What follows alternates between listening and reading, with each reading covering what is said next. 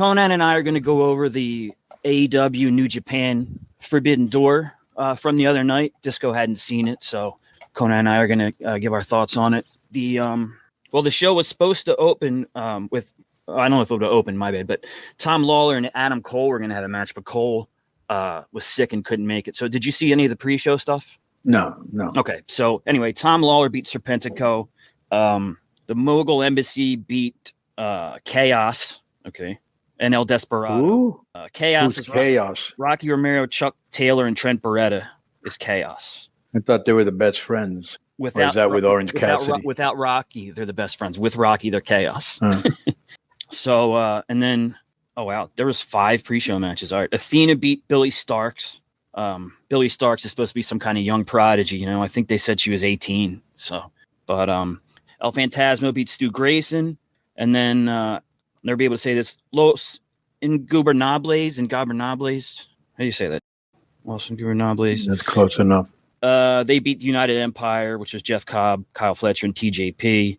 And then we get to the show, and they opened up with the AEW World Title match, MJF and Tanahashi. So imagine this. The show was how long? Because it felt long as. Oh, well, the pay-per-view, went from like 8 till what? Almost midnight? Something like that. Well, almost 4 hours. And then you had 5. Then you had 5 pre-show matches. Right. Can you imagine sitting through that for 5 hours? It's a lot. Including the pre-show, there was 14 matches. It's way too much. So there you go. I know, right? And 12 were already advertised, so you knew it was going to be a long night. But MJF and Tanahashi opened the show for the world title. MJF kind of did a gimmick where he wanted to go on first so he could get the fuck out of there, which is kind of funny. They went about 15 minutes, 15:30, and MJF got the win over Tanahashi. But what did you think of the match? Because I thought it was going to be kind of a clash, but it wound up being pretty good. Well, I thought he was smart because, they were like, we're not going to outwork some of the other guys. No way they were going to outwork, Kenny Omega and the Bryan Danielson match. Yeah. So he just used, cheap tactics to get heat. He interacted a lot with the fans. Like his voice really carries. Mm-hmm. And so this was more like storytelling, you know what I'm saying? Instead of a work rate match, which I thought was very smart. Yeah, and it gives MJF that like pedigree to say, "Hey, I beat the legendary Tanahashi," and stuff like that. So that's good for him. And you have that all that, and he did a great job of antagonizing the crowd and taking advantage of that first match energy. That that they're just ready to that first match. There's so much energy because they've been sitting there and they're hyped and amped. Yeah, and people plus here's another thing.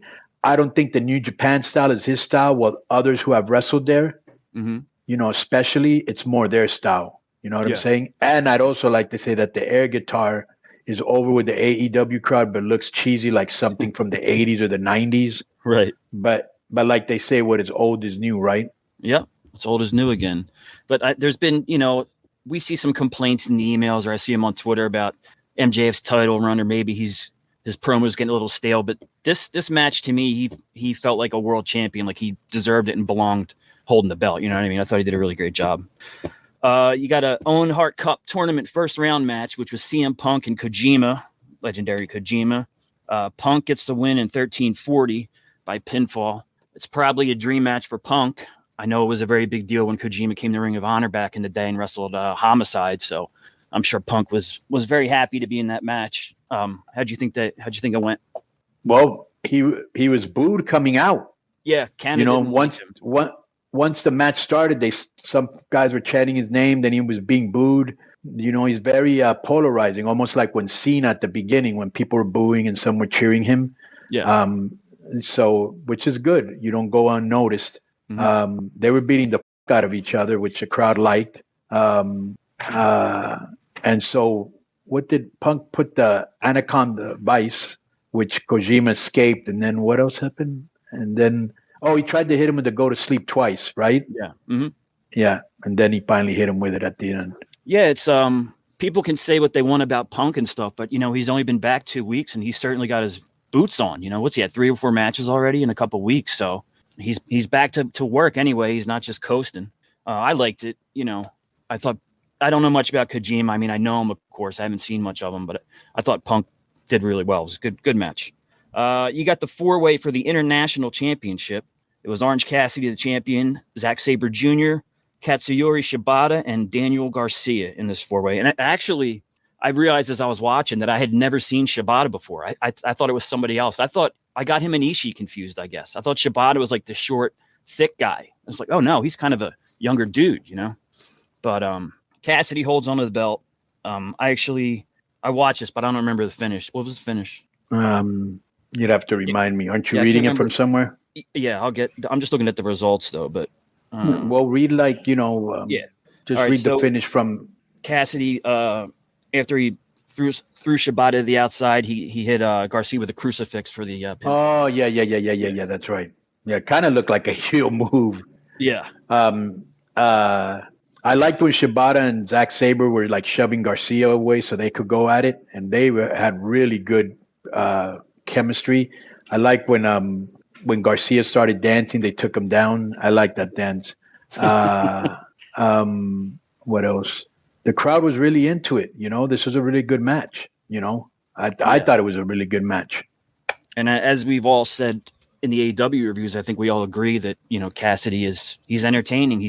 Everything he's doing in the ring and out has been good. He carries that belt. He defends it every week. And that's important to that fan base, see the guy come out and put on a show for them pretty much every week. So I just wish there was some storylines behind it. I'm not a big fan of just him winning match after match. So next up, you had the IWGP heavyweight champion Sonata against Jungle Boy Jack Perry, and Sonata beat him with the Shining Wizard, and then another Poison Rana and a moonsault to win the title. I wasn't crazy about it. It was good, but it was a situation where I didn't know much about Sonata, and I was kind of sick of Perry as the babyface. So I was, of course, happy with the aftermath. This only went 10. Well, I like Sonata a lot. He actually wrestled on a show here in Mexico, and I was going to start using him every week, and that's when they called him from New Japan. But there was a move that he did, I forgot what we called it, where he left Perry all tied up in the middle of the ring with his hands in between his legs. Did you see that? Yeah. I used to use that a lot in Mexico and in Impact.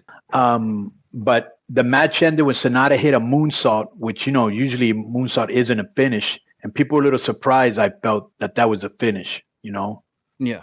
And I didn't realize, but when I was looking him up that night, that he did some stuff with Impact. And if you remember, there was a short-lived stable. It was James. Yeah, Stone, I was there. Sonata. I was there. Yeah. And they used Kingston at that time. He came in as a surprise, but then I think the management changed or something, and that got totally dumped when Jeff came back. Actually, now that I think about it. That's when I came back. Yeah. So then you had the Elite with Paige and the Young Bucks, and Eddie Kingston and Ishii versus Wheeler Yuta, Moxley and Claudio, Takeshita and Shota Umino. And, this was a pretty wild match. It's what you expected. They went 21-25, 10-man tag. Most of the interest really was to kind of see how Kingston and Moxley would interact, Kingston and Claudio, but that was the only stakes for me. Otherwise, it was just a match, right? And what did you think of it? Yeah, this was good. Like, there was a lot of good, cool moments. You'd have to watch it to see it, but this was a match going out of your way to see Takeshita that's what I was gonna say, and Ishii just going back and forth. That was great. They weren't holding back anything. Takeshita sold awesomely, bro. This was I thought this was a good match. And we watched it yesterday. Good double team moves. Huh? We watched it yesterday, that clip, and Disco maintained that Takeshita probably really knocked out Ishii. I'm not sure about that, but it certainly looked really, really good, with that one forearm at the end where he went down and laid on the apron. Yeah. I don't know. Women's World Championship, AEW. Toni Storm, who had Ruby Soho and Saraya with her, and Willow Nightingale, who, I mean, you'd have to imagine if Sasha didn't get hurt or Mercedes didn't get hurt, we could have seen Mercedes on this show. I think I've read, there was negotiations, and that would have took the show up a notch, really, because people, Sasha has her fans and might have had some more people bite out of curiosity. But instead, we got Willow and Tony. Didn't do much for me. It was fine, but I wasn't crazy about Willow Nightingale. Well, she's charismatic. People like her. Her work has gotten a lot better. Tony's a way better heel, as I've said before. there were some little mistakes, but the match was good. She raked her eyes at the end, and he hit her with the Storm Zero, which is like a quick, short pile driver. Yeah, I like that. That looks good. And Tony, with the heel turn and stuff, I think it reinvigorated her a little bit because, 100%, you mentioned it a lot. Better confidence, better matches, better on the mic, everything, Yep. Here is a 39, 45-minute match, almost 40 minutes between these two, and you had to kind of expect that. The IWGP US title. Omega was the US champion for New Japan, and he faced Will Osprey in a rematch from earlier this year. And people were blown away by it pretty much. I know I liked it a lot, but I always like big time Kenny matches, when he was main event for New Japan, whether it was Jericho or whoever. And then, when he main events or gets close to the main event, has a long epic match, he's really, really good. He's really, really good. And I'm sure you'll see that, it, but I'm sure the fans will see that when he main events for AAA again. Yeah. So I wanted to see this show for two matches, his and Brian, and neither disappointed. Yeah, same. And both him and Osprey got great reactions. Obviously, Omega being the baby and being in Canada, they were more into him. I like the way that Osprey was, even though he wasn't even putting his hands in the way. I mean, he was hitting his head against that announce table pretty hard. Yeah. He wasn't putting any, and he opened them up. I don't know if it was hard way or if he gigged.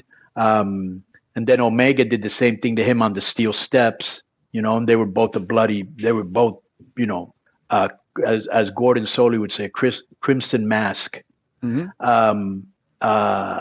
And what we were talking about before, this made no sense. They threw Don Callis out, but yet he came back. Yeah, and nothing happened, bro. That buries the ref, buries everybody, And especially when the fans aren't stupid. Every comment I saw on Twitter brought that up. Like, this don't make no sense, right? So it was very noticeable. The people were calling him a piece. I enjoyed his choice of outfit as well as the sparkly shoes were. They were over with me. Yeah, he always wears the sparkly shoes. There were so many great spots in this match. This is another one you'd have to watch. But that Stormbreaker, I think it's called, by Osprey, that's a cool move. It looks like a double cross, the thing that Rhodes does, but double. Yeah, that's pretty innovative. I don't know if he invented it or whatever, but I hadn't seen it before, Yeah. But I think these two really were magic, and I'm sure it'll be occasionally on the YouTube. I'll get called an AEW show and stuff, but I really think they were. I think they could have a rivalry like Omega and Okada had, where if they wrestle once a year, people are going to go and go out of their way to watch it, just like Omega and Okada had. But Osprey won. Don Callis was there for support with the security. I think people expected the security to get involved, but there wasn't anybody special under their masks or whatever. So, but really, really, really good stuff. Really, and I was pretty much captivated from beginning to end. You got your 6-man. Sting, Darby Allin, and Naito did turn out to be their surprise partner against Jericho, Sammy Guevara, and Minoru Suzuki. You get a few different reasons to pay attention to this match. Sting and Jericho for the first time. Legendary guys like Suzuki's in there. Naito, he's pretty great. Definitely highly regarded by this fan base. So they went about 15, and Sting, Darby, and Naito beat Jericho, Sammy, and Suzuki. There was a spot in the early going, or maybe closer to the middle, where it seems like Sting almost got hurt in his last two matches. Jericho took him down, and then Sammy came off the ropes with something, and it hit him weird. I can't remember what it was though. And Sting looked like he was on. Can I say he was on? Is that no good anymore? But that's how it seemed. But Sting and Jericho was cool. I like Naito, so I liked seeing him brought in. And they were in a tough spot because of the previous match. It was tough for me. This was a buffer match. This was okay. There's going to be two, state of the art matches. Let's put something in between them to clean your palate. So that was probably done on purpose. Yeah, and actually being in Canada and putting Jericho there and then Sting, two iconic guys, that's a good spot for them because the crowd, you're not going to lose them with those guys out there. Yeah, you can tell the fans here watch New Japan because they knew the song, they knew Suzuki's song. and they react to the stars accordingly. I used to be a huge mark for Japanese wrestling in the 90s, women and men. I just don't have the time anymore. Yeah. But I've been looking for a source, if there's somebody out there to send me the best of Japan every month, because I used to have people doing that for me back in the day. But this was a good match, like I said, to stick in between, these two great matches. And I will say this about Suzuki: unlike Ishii, this guy's like 55, because I remember him from remember the old Pancrase? Yes. Mm-hmm. I remember him from Pancrase, like fighting Bas Rutten, Ken Shamrock, Frank Shamrock. Oh, yeah. Then he went to New Japan and had a great amateur career before then. But anyways, he can still go. Suzuki can still go.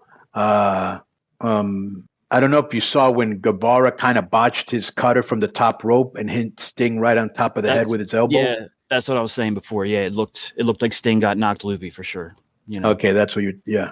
A lot of tweets about that. Like, Sammy, it's Sting, blah blah blah. People weren't happy about that.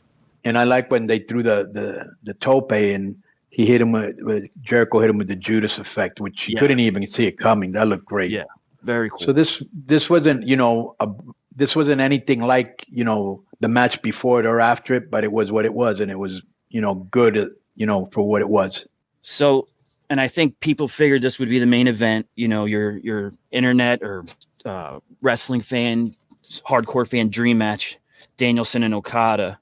And after having seen the whole card, I think they should have I guess if you main event with Omega and Osprey, the heel wins sometimes, as you well know, the bookers, writers of the show don't want to send the crowd home unhappy. So maybe that's why, but it certainly was a main event caliber match. These two guys. Well, I think this is why I think it was, because I thought the same thing. Because for better for worse, Omega's already fought this guy once before, and these guys have never fought. So this was an actual dream match. It was good, but it was difficult for me as a viewer because to live up to what Omega and Osprey had done. Well, not just that. You've been watching wrestling for 4 hours. There is fatigue. Yeah, it's tough. And even though I realize it's a dream match for a lot of people, and I've seen Okada and Omega, their series and all that, it wasn't necessarily a dream match to me. I understand that it was and all that, but to me it was like, oh, that's cool. But I wasn't really like super excited for it, But I'll always be a Danielson fan. He's always going to bring it, sometimes to his own detriment, it seems. And I thought it was a good match. I didn't I saw him favoring his arm a little, but I didn't realize till after that I think he broke it. He broke his arm in that match and finished with one arm, Yeah, I like that song. It's a final countdown. Yeah. I like that. The fans were chanting, "This is awesome," before they even touched, and they were pacing themselves. You could tell they were going from less to more. Okay. Wow, Okada's way taller and heavier than Danielson. He's just way bigger. That's the first thing that stood out. But Danielson does a good job of making everything look good. Mm-hmm. I thought the convulsion spot was in bad taste until they said it was a ruse. It was a ruse. Rouge? Well, how do you say it? Ruse. A ruse. Yeah. Which it was. The video package before this match was awesome, by the way. Props. That was really good. Here's another thing, bro. He was bringing the kicks, no thigh slapping necessary, and still getting a pop. Mm-hmm. So all you young cats that you have to slap your thighs 5 times a match, look at how this guy does it, and they still popped. Yep. Yeah. His kicks to the chest and the back are always. Yeah, I just thought the match of the. I thought the match tonight was Osprey and Omega, and this was the second one. Those two were just incredible. I think everybody had their working shoes on. Everybody wanted this. They've been having good pay-per-views. They're known for having good pay-per-views, and everybody brought it. I hope Punk turns heel very soon. Yeah, like maybe how Bret Hart in '97 was a heel everywhere in the States, but then in Canada he was the hero. They could probably do something like that for Punk, where in Chicago, yay, hometown boy, but then everywhere else, especially Canada, he's a heel. Because he was definitely acting heelish in that match. But just for the people to know, Danielson did break his arm, which was the reason there was going to be some kind of more exciting finish. But with the broken arm, they had to work with what they had. And he's supposed to be out. Initially, they said 6 to 8 weeks, so he could work all in. at Wembley. But Brie Bella said on Instagram that his injury is worse than they thought, so he might not make it for All In London. But this the injury, it says the injury, it doesn't really get specific, but the injury caused several creative adjustments for AEW as there were more plans for Danielson to wrestle on TV following Forbidden Door. So that screwed up whatever they had in line for Brian. But well, injuries are part of the game. Last year, I remember I went on like a little. I lost interest in AEW around this time, and one, it was because Punk won the belt and then was injured right away, so that f- things up a lot. And two was that I didn't really care about this card because you remember last year Punk wasn't on it, Danielson wasn't on it, and those are the guys you kind of wanted to see mix it up with the New Japan guys. So this year I was a little more excited, because everybody was there except unfortunately Cole. But I was glad I watched it. It was really, really good stuff. Mostly, I can't really. It's just too long, bro. It's way too long. Yeah, very, very long. The only like middling match I would say was the women's. The rest of it had every other match. Thing it's just too long, and you just get tired of sitting there and cheering and just sitting there. And we weren't even and we didn't have to look for parking and walk to the seats and go looking for drinks. We're at our house, comfortable. Right. And I was still like, all right, dude, this is kind of long. Like by the time Kenny Omega and Osprey was done, I was tired. Yeah, that's how I felt too. I was laying on my couch watching it, and after that match, the lights went out, and I was just watching it, dozing a little bit here and there. But yeah, same thing. Like that, you're there for 5 hours. Maybe if you're a drinker, you have a few beers, you eat a big cheeseburger or something. That's going to make anybody drowsy. So you're already like full of food, like, but the crowd was cool. The crowd was hot. I'm sure they were excited to have them in Canada. All right. So that's been our pay-per-view review, recap, whatever you want to call it. If you got any comments or anything like that, keep it to yourself. If not, send it to k100questions@gmail.com. Boom.